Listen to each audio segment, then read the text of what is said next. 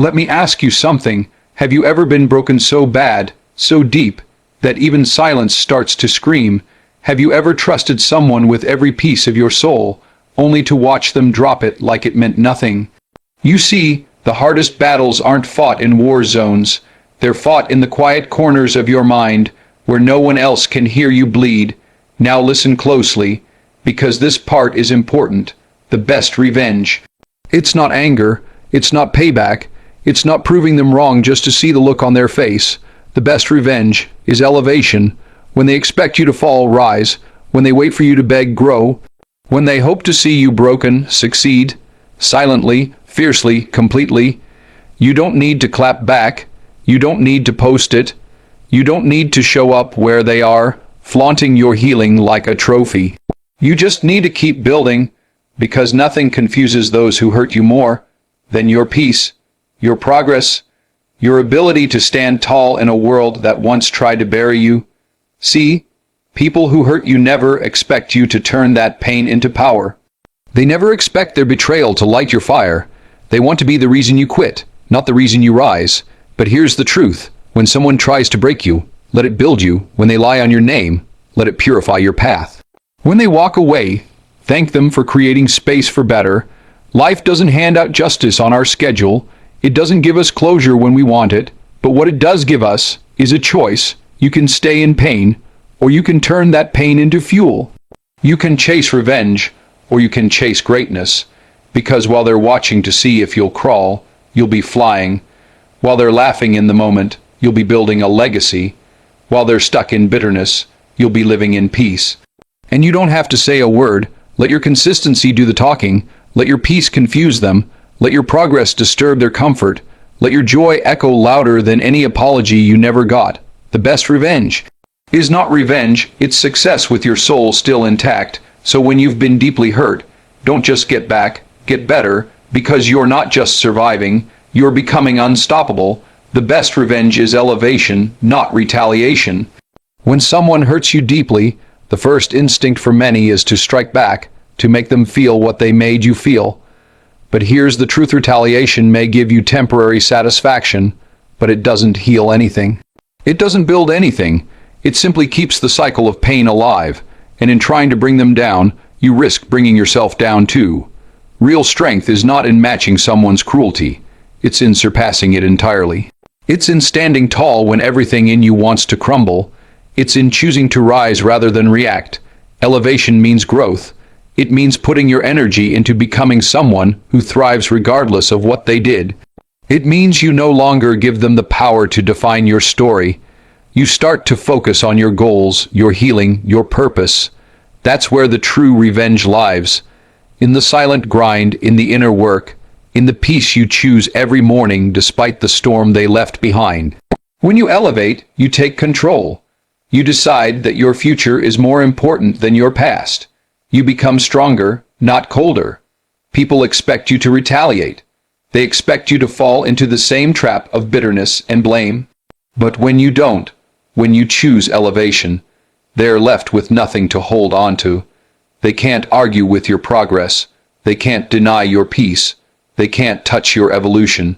And here's the thing: they don't deserve your energy. Every second spent plotting revenge is a second taken away from your growth, your healing, your future.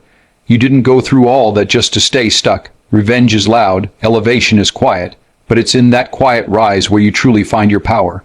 You don't have to prove anything to anyone. Let your results speak. Let your life be the statement. Let your success whisper so loudly that they have no choice but to hear it. Keep moving, keep rising. Focus on what builds you. The higher you go, the less you need to explain. You don't need to match their energy. You need to outgrow it. Your peace and progress are more powerful than any payback. When someone deeply wounds you, there's a natural temptation to strike back, to make them feel the weight of what they did. But real power doesn't lie in getting even. It lies in moving forward. Peace is not weakness. It is the clearest sign of strength. It means you've chosen not to let someone else's actions control your emotions. It means you've taken back the steering wheel of your life and refused to let bitterness dictate your direction. Peace is a decision to stop handing over your energy to people who didn't know how to treat it in the first place. Progress is the loudest answer to betrayal. When you keep evolving, when you refuse to let pain define your pace, you are already winning. Every small step forward chips away at the control they once had over your mind. While they may still be stuck in their own cycle, you're breaking out of yours. You're building something they can't take credit for, and they can't interrupt. People expect you to fold, to fall apart, to lose your fire. But when you grow in silence, when you find your rhythm again, you show them that the damage they caused didn't break you, it shaped you. Peace is unsettling to those who thrive on drama. When you don't respond, when you remain calm, when you smile without bitterness, that's power. Your silence becomes louder than any insult you could throw back. Your growth becomes their reminder that you didn't need them to win. And progress doesn't have to be public. You don't need to broadcast your healing for it to be real. Sometimes the best progress is quiet. It's in your mindset, your habits, your decision to show up every day with intention, even when it hurts. Let them watch you heal. Let them watch you work. Let them sit in the confusion of your peace, because people who thrive on hurting others never expect to be met with grace. They never expect the person they try to destroy to build a life of peace and purpose. Peace doesn't mean you forgot. It means you've made the choice to live above it. And progress means every day you're moving further from who they tried to reduce you to. Let pain be your fuel, not your prison. Pain has a way of trying to settle inside your soul, trying to convince you that your story ends here, that the hurt you've experienced is too heavy to carry any further. It whispers lies, telling you that you're not enough, that you're broken beyond repair, that healing is too far away. But pain is not the end, it's the beginning of transformation if you choose to use it. Every scar, every sleepless night, every tear you've held back carries energy. That energy can be the thing that holds you down or the thing that lifts you higher. When you let pain become your prison, you build walls around yourself made of fear, regret, and bitterness. You stop trusting, stop hoping, and start expecting disappointment at every turn. You rehearse old wounds and let them replay in your mind until they become your identity. But pain doesn't have to lock you in. It can light your path. It can sharpen your focus, deepen your character, and strengthen your will. When you stop asking, "Why did this happen to me?" and start asking, "What can I build from this?" everything shifts. Fuel doesn't feel good when it burns, but it moves things forward. The fire inside you isn't there to consume you. It's there to ignite you. Use your pain to push harder, to work smarter, to dream bigger. Let it remind you of what you survived and what you're still capable of becoming. There's power in looking at your darkest moments and saying, "This didn't end me." That kind of resilience can't be faked. It comes from choosing to use pain as a tool rather than a trap. Some of the greatest comebacks in life come from people who were crushed but didn't quit. They used every ounce of heartbreak to fuel their rise. They didn't run from the pain. They faced it, felt it, and flipped it. They allowed it to shape them but not define them. They understood that fuel must be handled carefully. It can burn you or it can build you. It all depends on what you do with it. When you choose to channel pain into purpose, you begin to break free from the limb it's tried to place on you. Don't seek closure. Build your future instead. Waiting for closure is like waiting for someone who broke you to come back and fix it. It's a chase that leaves you empty, because the truth is, the people who cause the deepest wounds are often incapable of giving you the kind of healing you're hoping for.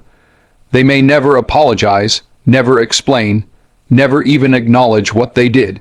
And if your peace depends on their words, their presence, or their understanding, then your healing is forever held hostage by someone who's already moved on.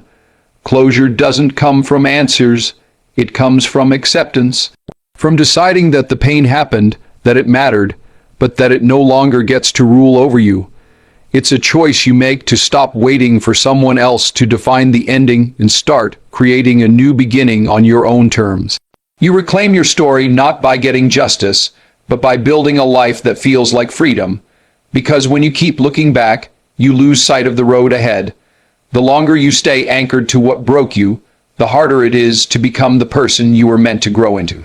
Building your future means shifting your energy from what happened to what's possible. It means pouring into your goals, your dreams, your passions, into the version of you that still believes in more. It's not about pretending the pain didn't happen. It's about using it as foundation, not as a ceiling. You take the lessons, the grit, the strength you gained from surviving, and you apply it, not in revenge, but in rebirth. You stop replaying the conversations and start rewriting your direction. Every time you choose your future over your past, you win. Every time you invest in yourself, you pull further away from what tried to destroy you. You let your growth become the statement. You let your joy become the answer, and rise with purpose, not bitterness. When you've been deeply hurt, it's easy to let that pain harden you, to wear bitterness like armor, and move through life with a shield up, and your fists clenched. Bitterness feels like protection at first. It keeps you guarded, alert, distant, but over time, it becomes a weight, not a shield. It clouds your vision, poisons your progress, and slows your steps. You begin reacting to the world from a place of anger instead of intention, and every move you make becomes a response to what someone else did instead of a decision rooted in who you are becoming. Purpose, on the other hand, gives you direction. It grounds you. It reminds you that you were created for more than pain. When you rise with purpose, your actions aren't driven by revenge. They're guided by vision. You're no longer fueled by the need to prove someone wrong, but by the desire to prove yourself right. Bitterness looks outward, purpose looks inward. Bitterness is noisy, impatient, and draining. Purpose is quiet, steady, and powerful. It's what gets you up in the morning when everything in you wants to stay down. It's what keeps you building when no one is clapping. Rising with purpose means choosing to define your life, not by what happened to you, but by what you decide to do next. It means asking yourself what kind of legacy you want to leave behind, what kind of energy you want to carry, and what kind of impact you want to make. Bitterness can't create, only destroy. Purpose creates momentum. It transforms your pain into a message, your wounds into wisdom, your setbacks into steps forward. You don't rise just to escape the past. You rise to walk boldly into the future. You rise because you still have something to give, something to build, something to become. When you carry purpose in your heart, you no longer need to explain yourself to those who misunderstood you. You no longer waste time on people who try to pull you back into the version of you they once knew. You rise above distractions, you rise above petty battles, you rise above the urge to get even and instead get better, because the real power lies in showing up with grace when you could have shown up with rage.